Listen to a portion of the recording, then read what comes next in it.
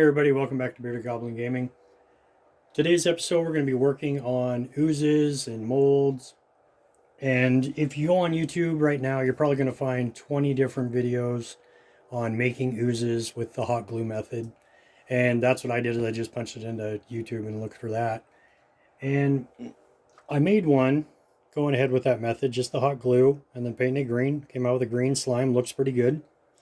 And with the layers up and everything, it turned out pretty good. But it's basic. Like for an ooze or a pudding, they're going to be smoother and that looks good, but there's not a lot of variety to it. Yeah, I can paint them different colors, but it's just going to look like smooth goo. What I wanted to do is more like a fungus route. And so on today's episode, we're going to go ahead and do that. And I'm going to show you how I take the hot glue method and I go one step farther and give you a little bit more than this. So first, you're going to want to find yourself something that your hot glue is not going to stick to and start heating up your hot glue gun. And what I'm going to do is I went out and my basing material for most of my stuff is just gravel from the street that I've washed, and it's got big and small. I'm just going to lay me out a bunch and kind of smooth that out. And then with your hot glue gun, all you're going to do is you're going to start making yourself a sheet.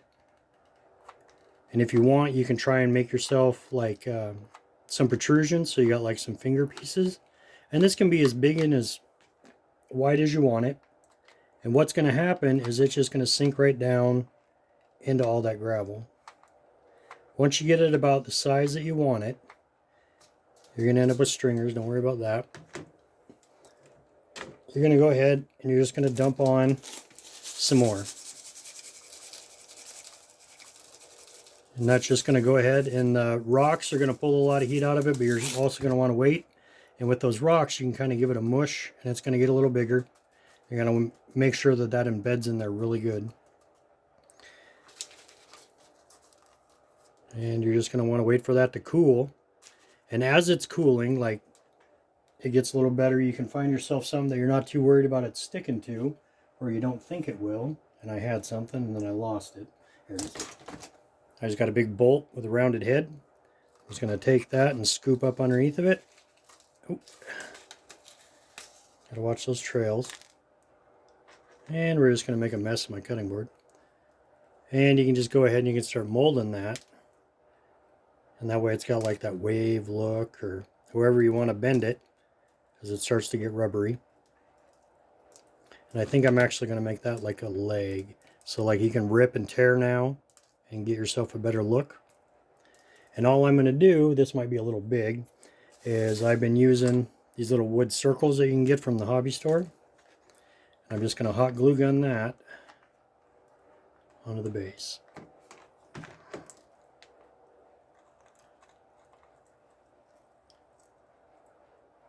You get some pretty cool looks with this depending on how you do it.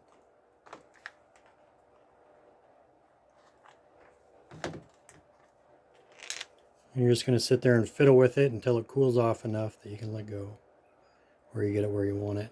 And like this little stringer, I'll go ahead and snip that off once it's cool enough. Should be now. And you can also make, like, if you want it like having like appendages, so it's like reaching out for stuff, just make some noodles just the same, and you can actually have those coming out, because there's no, you can just reach in with your hot glue gun, give it a little bit of glue, stick that down, and make it a little bigger. So you got that wave there. Once that's good and hard, let it get, you know, set up quite a bit. These are just kind of pressed in here for now, and they might have wrapped around some of them, so it's going to hold pretty good. But to get these so they really lock in, you're just going to want to use your Mod Podge mixture again, and just paint that all around. I painted the base too, and just let that soak in. And it's kind of cold down here again, so I got the heater going, so we'll see how long it actually takes for this to dry. But we're just going to go ahead and paint that, and we'll come right back. Okay, so we've gone ahead and we've got that base coated in your Mod Podge in black, and set that aside. I'll put mine in front of the heater. If you are using a heater, don't get it too close. Remember, it is hot glue and it will just melt. So we'll set that aside. Now, as far as Dungeons and Dragons goes, your puddings and your molds and all that, they have all these different colors. If you go online and you look at some of the colors that nature has put into some of these different molds and funguses, you can get really good and, neat, pretty patterns. But I'll just show you some of the ones I've already been working on. So this is just the yellow mold. And with that rock in there, you can see just how much. This is just the black coat, and then this brown here, and then just the yellow over the top. Now, the brown mixed in with the black, because I never wait for it to fully dry, I just go over it. And then a dry brush, well, this is still wet. And then a dry brush of this, well, this is still wet. And then after it's dry, do another one, you're going to get even brighter colors.